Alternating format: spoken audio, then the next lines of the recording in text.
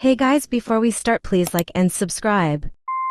Still learning to love me when love turned against me. I used to think love was supposed to heal you, that if someone held you close enough, the broken parts of you would finally stop aching. That's what I thought Kino was doing at first. He made me feel wanted, seen, even protected. But somewhere between the good mornings and the long nights, his love turned into something that hurt. He could be so sweet, the kind of sweet that makes you forget everything bad he ever said. One text, one soft tone, and I'd believe him again. But when he couldn't get his way, it was like he became someone else. His words cut deeper than any wound I'd ever felt. Ho, bitch, names that made my chest tighten and my spirit shrink. That night, the night I realized I'd never be the same, I remember staring at my phone, watching his messages come one after another. I could almost hear his voice in every word, sharp and ugly. And in that moment, I didn't cry, I just sat there. Still, because something in me broke quietly, like glass falling on carpet. No sound, just a knowing that I couldn't go back. That this wasn't love anymore, the beginning of me. I didn't even know how to cry anymore. My tears had gotten used to being ignored,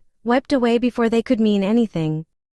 That night, I just sat there in silence, replaying his words in my head like a broken record. I kept asking myself, why am I still here? Why do I let him talk to me like this? But the truth was, I didn't have an answer. I wanted to believe that love could fix people, that if I loved him hard enough, maybe he'd stop hurting me. I was fighting for something that only existed in my imagination. The messages kept coming, each one worse than the last. But then suddenly silence, no more buzzing phone.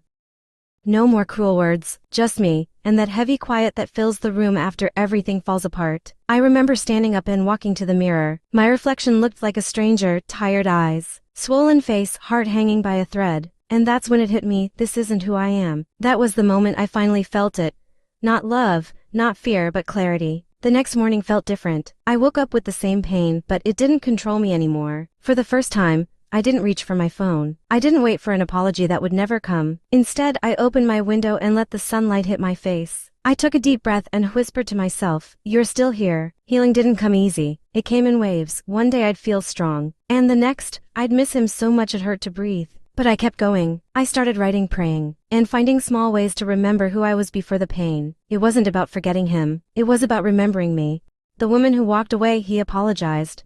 And like every other time, my heart wanted to believe him. His words were soft again, like the Kino I fell for. He said he didn't mean it, that he just lost control because he loved me too much. I told myself, maybe this time he means it. Maybe this time he'll change. But love can be a dangerous kind of hope. Days passed, then weeks, and before I knew it, I was right back where I started, the same cycle. The same words, the same ache. He called me names again, said things that shattered me inside. And then, he blocked me. It felt like I had been thrown away. I thought maybe it was my fault, maybe I wasn't enough. Maybe I said too much, maybe loved too hard. So I tried everything. I found ways to reach him, to make him listen, to remind him of what we had. But no matter what I did, he treated me like I didn't matter. After a month of chasing his silence, something inside me broke. I stopped, I gave up. I told myself, if love is supposed to hurt this much, then maybe I don't want it anymore. Then one day he messaged me. Out of nowhere, my heart started racing like it remembered something my mind wanted to forget. Every memory, every feeling came rushing back. And just like that, I gave in. We talked again. He said he missed me. He said he acts out because when he's not around me, he can't think straight, that his anger was proof of love. And I wanted to believe that too. For a while, we were good again. Or at least it looked that way. But I could feel it. The distance, the coldness. The old version of him creeping back in. Until one day, I couldn't do it anymore, so I left. No goodbye, no closures, just gone. Because loving him felt like losing myself. Leaving wasn't easy. It felt like tearing my heart out with my own hands. But something deep inside whispered, you can't heal in the same place you keep getting hurt. At first, I didn't know who I was without him. I missed him even when I knew he was bad for me. But slowly, I started learning that peace doesn't come from someone else's love, it comes from your own strength. I began praying again, writing again, listening to music that didn't make me cry. Every small thing became a piece of my healing. I was finding my way back to me, not the broken girl who begged to be seen, but the woman who finally realized her worth.